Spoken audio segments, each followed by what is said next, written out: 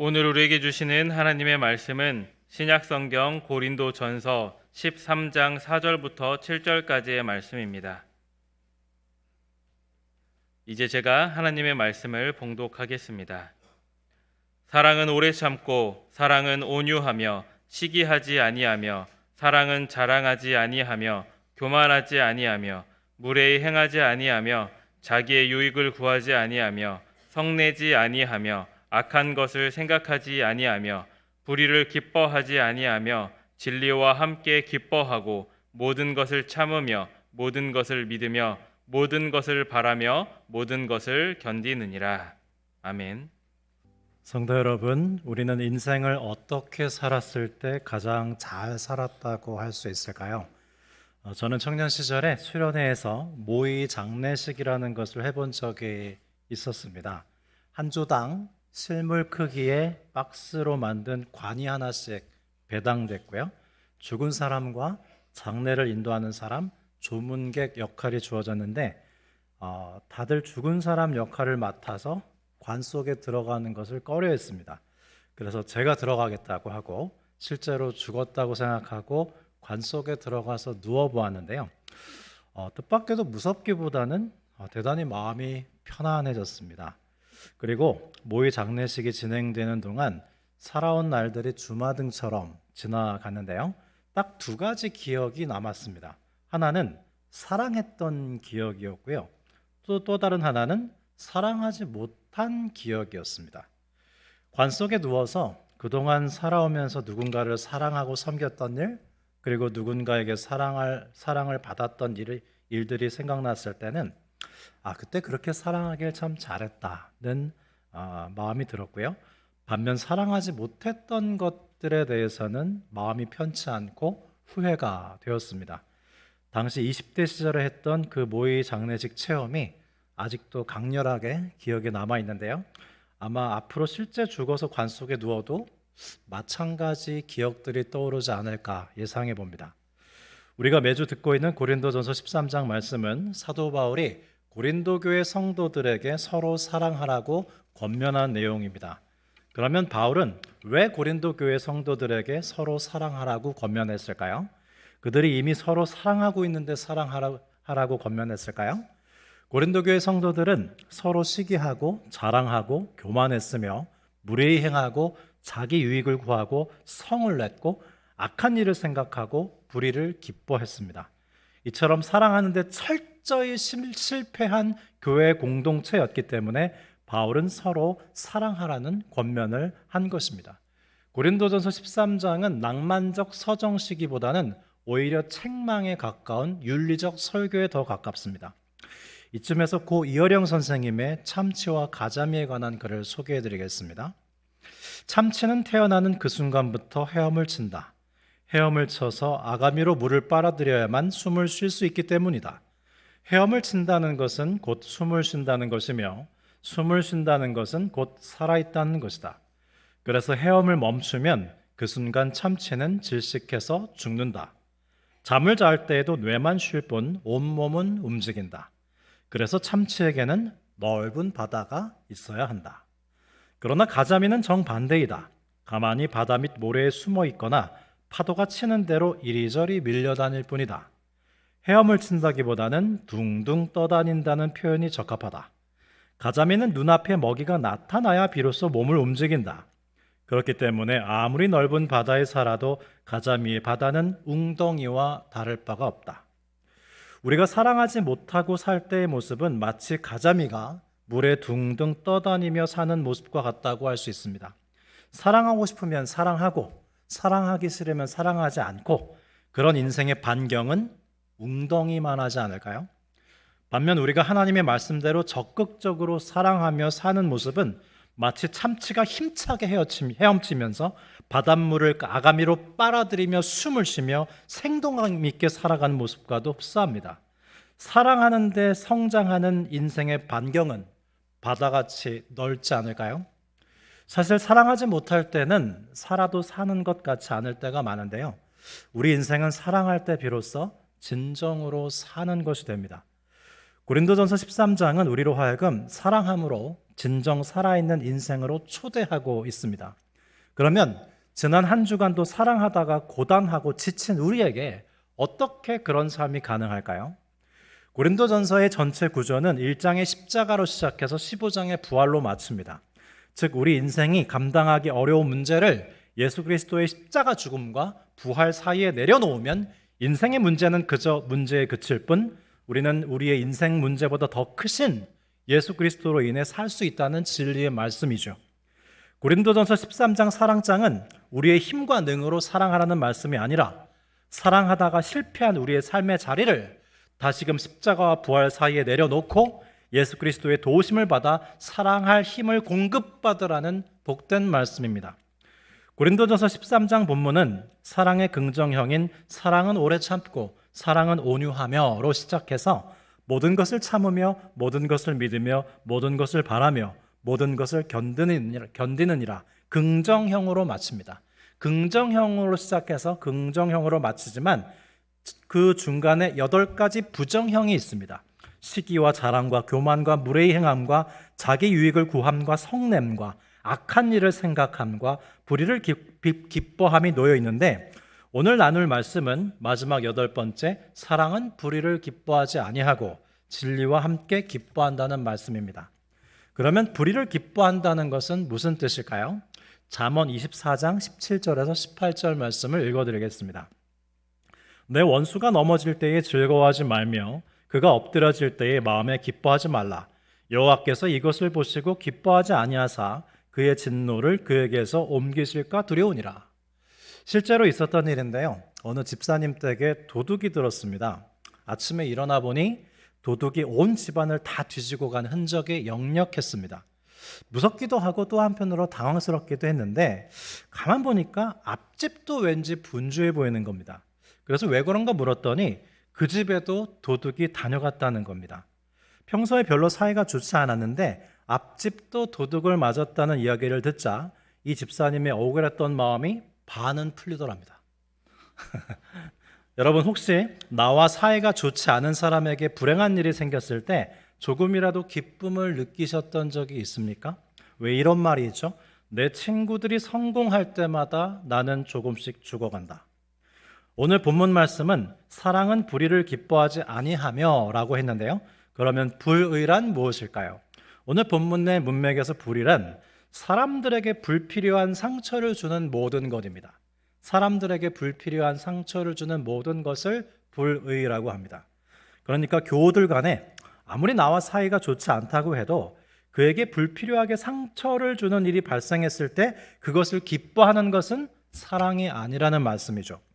잠언 말씀은 한 걸음 더 나아가서 우리가 원수의 넘어짐을 기뻐할 때 하나님께서 그것을 기뻐하시지 않을 뿐만 아니라 그를 향하신 진노를 나에게 옮기실 수 있다고 말씀합니다. 왜 그럴까요? 가령 동생이 잘못해서 부모님께 꾸지람을 듣고 매를 맞고 있는데 형이 그런 동생을 보고 고소해하고 즐거워한다고 합시다. 부모 마음은 어떨까요? 동생을 책망하는 마음이 순간 싹 가시고 형에게 너는 아무 잘못이 없어서 가만 놔두는 줄 아니?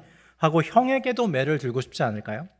형이나 동생이나 다 같은 자녀이고 부모로서 자녀들이 다 잘 되길 바라는 마음인데 형제 간의 마음이 나누어져서 서로의 불행을 기뻐한다면 가장 속상할 입장은 부모가 아니겠습니까? 결론적으로 누군가의 불행 앞에서 우리는 나의 입장이나 상대방의 입장이 되기보다는 우리 모두의 아버지 되시는 하나님의 마음을 헤아려야 한다는 말씀입니다. 요한복음 8장에 가늠한 여인이 예수님께 붙잡혀 왔을 때 예수님께서 여인에게 하신 말씀이 있습니다. 요한복음 8장 11절입니다. 나도 너를 정죄하지 아니하노니 가서 다시는 죄를 범하지 말라 하시니라 그랬어요. 첫 번째로 예수님은 나도 너를 정죄하지 않는다고 말씀했습니다. 즉 여인과 죄를 분리시킨 건데요. 여러분 우리는 우리 자신의 죄를 잘 다루지 못합니다. 우리가 우리의 죄를 어떻게 다루냐면 나의 잘못과 우리 자신을 결합시켜서 죄를 없애버리느라고 우리 자신도 죽여버리는 게 우리가 우리의 죄를 잘못 다루는 방식이에요. 예수님께서 우리의 죄를 다루시는 방법은 죄와 우리를 분리해서 죄는 도말하시고 우리는 살려주시는 것입니다.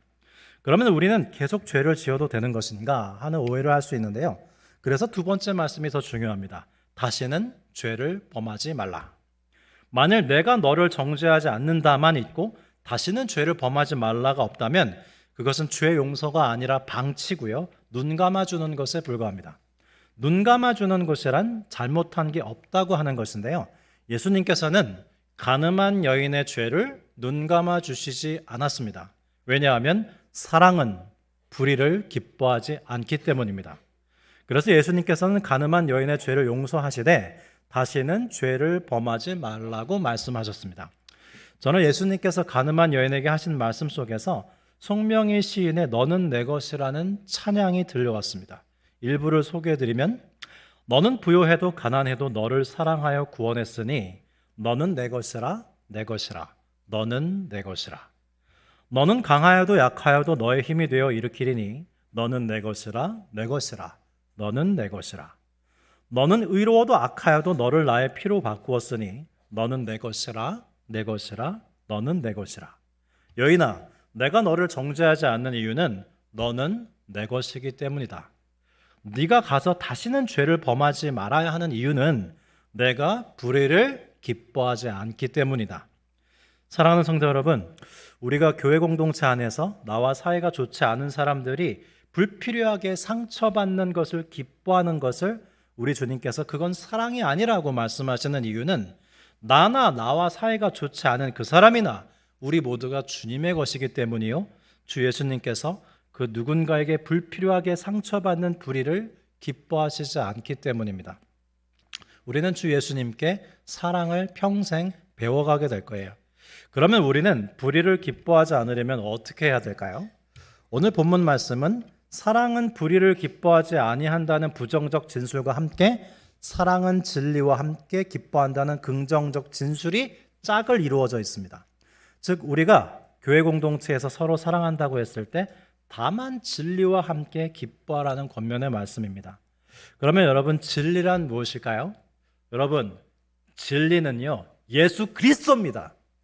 진리는 다른 게 아닙니다. 진리는 오직 예수 그리스도입니다. 진리는 만유인류 법칙 같은 자연 법칙이 아닙니다. 하나님께서 인간을 사랑하셔서 사람이 되어 우리에게 오셨고 우리 죄를 위해 죽으시고 부활하셔서 우리를 구원하셨다는 것이 바로 진리입니다. 그런 거로 진리는 인격 개념입니다. 그러니까 사랑은 진리와 함께 기뻐한다는 말씀은 사랑은 예수님과 함께 기뻐한다는 말씀과 같습니다. 우리는 이 말씀을 이해하기 위해서 구약 성경에 룻기의 도움이 필요한데요. 특히 룻기에 등장하는 보아스라는 인물을 통해서 사랑은 진리와 함께 기뻐하는 것이 무엇인지 우리는 구체적으로 알 수 있습니다. 오늘 본문 6절에 사랑은 불의를 기뻐하지 아니하며 진리를 기뻐하고 라는 말씀을 룻기로 주석해 보도록 하겠습니다. 룻기 1장에서 나옴이라는 여인이 등장하는데요. 이 여인은 베들레헴에 기근이 들자 모압 땅으로 온 가족과 함께 떠났다가 불행하게도 그곳에서 남편과 두 아들이 모두 죽습니다. 그리고 며느리 룻과 함께 단둘이 과부의 신분으로 고향으로 돌아오게 되죠. 구약에서 과부는 오로지 다른 사람들의 자비와 동정에 의해서만 생존할 수 있는 사회적 약자요 극빈자들이었습니다. 그런데 고향 땅에 돌아와서 며느리 룻에 대해 세 가지 좋은 소문이 파다하게 퍼집니다. 첫째, 룻은 남편이 죽었지만 고향인 모압으로 돌아가지 않고 시어머니를 버리지 않고 따라왔다는 소문.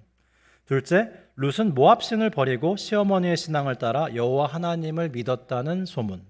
셋째, 이삭을 줍는 고된 노동을 하며 시어머니를 섬겼다는 소문. 그래서 당시 유력한 사람인 보아스가 룻에 대한 좋은 소문을 듣고 다가와서 룻을 칭찬하고 도와줍니다. 그런데 룻기 3장에 가면 무슨 일이 일어나냐면 시어머니 나오미가 룻을 보아스에게 시집 보내려고 합니다. 그게 가능한 이유는 보아스는 나오미의 남편인 엘리멜렉과 6천 되는 사이였고 나오미의 친족이자 기업 물을 자였기 때문입니다. 기업 물을 자가 뭐냐면 가령 내가 가난해져서 유산으로 받은 땅을 다른 사람에게 할 수 없이 팔게 됐을 경우 가까운 친척이 그 밭을 사서 다시 내게 주면 그 친척의 기업 물을 자, 즉 고엘이 되는 겁니다. 그러나 나오미는 여성이기 때문에 당시 시대에서 땅의 주인이 될 수 없었습니다. 그러면 어떻게 해야 하는가? 보아스가 룻과 결혼해서 아들을 낳아서 나오미를 봉양하도록 하는 방법밖에 없었습니다. 이것을 계대 결혼, 즉 형사 취수제라고 하는데요. 나오미는 시어머니로서 며느리 룻을 위해 마음씨 좋고 재력가인 보아스에게 시집 보내기 위해서 보아스가 타작을 마치고 그 추수할 때 잔치를 벌이는 그 타작 마당에서 하룻밤 야영할 때 룻으로 하여금 기름을 바르고 이쁘게 차려입고 보아스의 이불 속으로 들어가서 그 당시의 풍습대로 청혼하도록 하라고 지시합니다. 반면 며느리 룻은 다른 마음을 갖고 있었어요. 자신이 보아스와 결혼해서 행복하게 잘 먹고 잘 살기 위해서가 아니라 순전히 시어머니를 위해 후사를 낳아드리기 위해 보아스에게 접근해서 자신과 결혼해달라고 부탁합니다. 보아스가 이렇게 두 여인이 하는 행동을 보니까 시어머니는 며느리에게 가정을 마련해 주려고 하고 며느리는 시어머니에게 복양하려고 하는데 이 두 여인의 모습이 너무나 아름다운 거예요. 그래서 보아스가 크게 감동해서 기꺼이 내가 그렇게 하겠노라고 진리와 함께 기뻐하는 모습을 보입니다. 시어머니와 며느리가 서로 사랑하며 서로 희생하려는 모습이 너무 이뻐서 보아스는 그 사랑에 기꺼이 동참하겠노라고 합니다. 이 보아스의 모습이 바로 진리와 함께 기뻐하는 모습이에요. 그러면 여러분, 우리가 서로 사랑함으로 진리와 함께 기뻐할 때 무슨 일이 일어나는지 아십니까? 첫째, 우리는 필요 이상의 일을 하게 됩니다. 나오미는 룻을 재혼시킬 필요가 없었습니다. 그냥 자신을 봉양하고 살도록 해도 됩니다. 룻은 굳이 보아스와 결혼해서 나오미에게 후사를 낳아줄 필요가 없습니다. 그냥 보아스랑 재혼해서 행복하게 잘 살면 됩니다. 보아스도 굳이 나오미의 기업 물을 자가 되지 않아도 됩니다. 룻과 결혼할 필요는 더더욱 없죠. 그러나 이 사람들이 사랑하며 진리와 함께 기뻐하자 이들은 하나같이 필요 이상의 수고를 감수합니다. 성도 여러분, 우리가 만일 사랑하며 진리와 함께 기뻐한다면 우리는 분명 필요 이상의 일을 하게 될 겁니다. 우리는 굳이 선교를 갈 필요가 없습니다. 구딜 스토어에 물건을 기부할 필요도 없죠. 고난주간 금식 헌금을 할 필요도 없습니다. 그러나 사랑하며 진리와 함께 기뻐했기에 그 모든 필요 이상의 일을 해온 것입니다. 둘째, 우리가 사랑하기에 진리와 함께 기뻐한다면, 예수님과 함께 기뻐한다면 우리는 위험을 감수하게 될 겁니다. 룻은 시모 나오미를 따라 이방 땅에 오는 위험을 감수했습니다. 보아스에게 청혼했지만 보아스와 결혼하지 못할 수도 있는 위험을 감수했습니다. 나오미는 며느리 룻을 재혼시키기 위해서 자신이 홀로 생계를 감당해야 하는 위험을 무릅씁니다. 보아스도 기업 물을 자가 되는 것은 막대한 재정의 손실을 각오하는 일이었습니다. 이처럼 우리가 사랑함으로 진리와 함께 기뻐하면 필요 이상의 일을 하게 되고 위험을 감수하게 됩니다. 그러면 여러분, 우리는 언제 어떻게 진리와 함께 기뻐할 기회를 얻게 될까요? 성경을 가만히 읽어보면 성경의 인물들은 하나같이 자신의 직무에 성실히 임하고 있을 때 진리와 함께 기뻐할 기회를 얻었습니다. 하나님께서 모세를 부르실 때 모세는 광야에서 뭘 하고 있었죠? 장인 이드로의 양떼들을 열심히 치고 있었습니다. 하나님께서 기드온을 부르실 때 기드온은 놀고 있지 않았습니다. 부지런히 밀타작을 하고 있었습니다. 다윗은 아버지의 심부름으로 형들에게 양식을 가져다 주는 길에 하나님께 부름을 받아 골리앗과 싸워 이길 기회를 얻습니다. 예수님께서 베드로, 안드로, 야고보, 요한을 부르실 때 그들은 무엇을 하고 있었죠? 배에서 부지런히 그물을 손질하고 있었습니다. 룻도 시어머니를 사랑하는 마음으로 열심히 이삭을 줍다가 보아스를 만났습니다. 우리는 특별한 일로 사랑하며 진리와 함께 기뻐할 수 있는 것이 아닙니다. 우리의 상황이 아무리 어렵고 힘들지라도 우리 자신의 자리를 묵묵히 지키고 일상에 충실하며 사랑하고 섬기는 가운데 진리와 함께 기뻐할 기회를 얻을 수 있는 것입니다. 여러분, 너무 힘들어서 사랑을 하지 못하겠습니까? 그리고 점처럼 삶이 나아지지 않습니까? 할 수 있는 만큼 내 주변에 있는 사람들에게 일상 가운데 그저 묵묵히 사랑하며 진리와 함께 기뻐하십시오. 그러면 인생의 문제는 풀리기 시작할 겁니다. 레오 톨스토이의 사랑이 있는 곳에 하나님이 계신다라는 단편 소설이 있는데요. 내용은 이렇습니다. 주인공 마르틴이 아주 성실하고 유능한 구두 수선공이었는데요. 그런데 그는 그만 어느 날 아내도 잃고 아들도 잃습니다. 아내와 아들의 죽음에 상심한 나머지 그는 교회도 나가지 않고 하나님께 자신을 데려가달라고 기도하기도 합니다. 그러던 어느 날 어느 순례자가 이 구두 수선공 마르틴을 방문해서 구두를 수선하다가 마르틴의 사정을 듣고 권면하는데요. 마르틴, 우리는 하나님의 오묘한 섭리를 다 알 수 없다네. 신약 성경을 한번 읽어보도록 하게나 하고 권면했습니다. 그러던 어느 날 밤 마르틴은 성경을 읽던 중에 하나님의 음성을 듣게 되는데요. 마르틴, 내일 내가 너의 가게에 방문하겠다는 음성을 듣습니다. 다음 날 아침 마르틴은 전날 들었던 하나님의 음성을 떠올리며 하루 종일 창밖을 내다보며 하나님을 기다렸습니다. 그런데 문득 창밖으로 늙은 청소부 스테파니츠가 힘들게 일하다가 쉬려는 것이 보였습니다. 마르틴은 그 스테파니츠를 가게 안으로 들어오게 해서 따뜻한 차를 대접합니다. 그리고 다시 창밖을 내다보며 하나님이 언제 오실까 기다리는데 젖먹이 아기를 안은 젊은 여인이 추위에 떨고 있는 모습이 눈에 들어왔습니다. 마르틴은 가엾은 마음이 들어서 젊은 여인과 아기를 불러들여 따뜻한 스프와 빵을 대접하고 아기를 돌봐 주었습니다. 어느덧 오후가 되었는데도 하나님은 오시지 않는 겁니다. 하염없이 창밖을 내다보는데 이번에는 사과를 파는 할머니와 소매치기 소년이 다투는 것이 보였습니다. 마르틴은 소매치기 소년이 훔친 사과값을 대신 치루어주며 두 사람을 화해시키죠. 어느덧 날이 저물고 하루가 다 갔지만 정작 오늘 오시겠다는 하나님은 만나지 못하고 말았습니다. 그런데 그날 밤 하루를 마치고 성경을 펼치자 마르틴의 눈앞에 오늘 만났던 사람들이 보이며 하나님의 음성이 들려오기 시작했습니다. 마르틴, 정말 그래도 너는 나를 못 알아보겠느냐? 그게 바로 나였다. 늙은 청소부 스테파니츠와 젖먹이 아기를 아는 젊은 여인과 사과 파는 할머니와 소매치기 소년이 차례로 나타났다 사라질 때마다 그게 바로 나였다는 음성이 들렸습니다. 성도 여러분, 우리가 사랑하며 진리와 함께 기뻐할 수 있는 자리는 우리의 일상의 자리입니다. 우리가 아무리 힘들고 어려운 가운데 있더라도 우리는 누군가를 사랑하고 섬길 수 있고요. 바로 그 순간 진리이신 주 예수님과 함께 기뻐하게 될 것입니다. 여러분, 지난 한 주간도 치열한 경쟁 사회에서 사시느라고 얼마나 힘들고 외로우셨습니까? 그러나 분리되고 나누어지는 경쟁력으로 세상이 변화될 수 있을까요? 이 세상을 움직이는 것은 겉으로는 인생의 치열한 경쟁과 다툼인 것 같지만 실제로는 진리와 함께 기뻐하는 사랑만이 세상을 변화시키고 움직일 수 있습니다.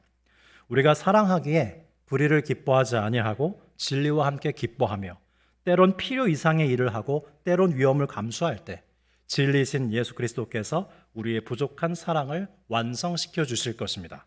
사랑하는 높은 뜻 정의교회 성도 여러분, 높은 뜻을 품고 살아간다는 것은 불의를 기뻐하지 아니하고 진리와 함께 기뻐하는 것입니다. 기도드리겠습니다. 진리이신 주 예수님, 사랑하며 살아야 한다는 것을 알고 사랑하려고 했지만 그럴수록 우리의 마음은 때때로 상처를 받곤 하였습니다. 때론 이웃의 불행이 나의 행복이 되기도 하고 불의를 기뻐했음을 고백하오니 우리를 불쌍히 여겨주십시오.